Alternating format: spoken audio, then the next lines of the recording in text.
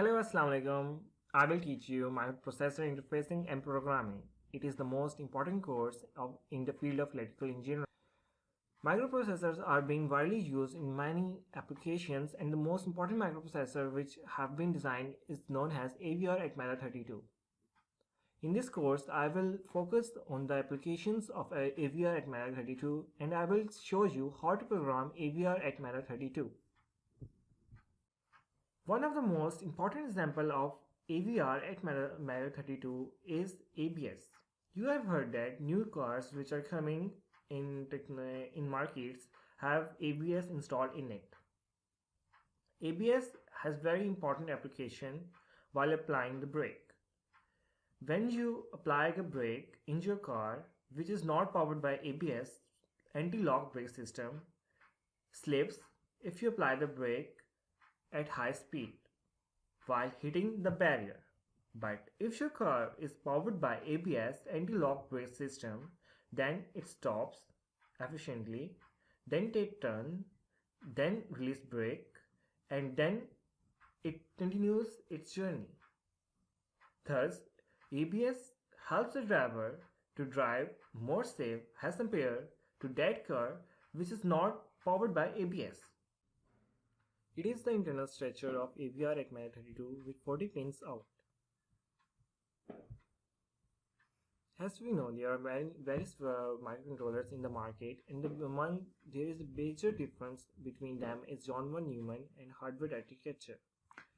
In John von Neumann architecture, there is the same memory for code ROM and for data ROM, and they use the same buses to access code ROM and data ROM. Hence, it makes sense that a CPU cannot access code ROM and data ROM at the same time. Thus, it also makes sense that it will also reduce some type of processing speed of CPU. While in hardware architecture, there is separate code ROM and there is separate data ROM with separate buses. Thus, it makes sense that it will provide fastest processing speed for CPU as it can access data ROM and code ROM at the same time because it has a separate buses for them. As it is using separate buses to access code ROM and data ROM, hence it also make an indication that it will be more expensive as compared to John von Neumann while implementing it in the laptops. Thanks, it was the end of our lecture number 1.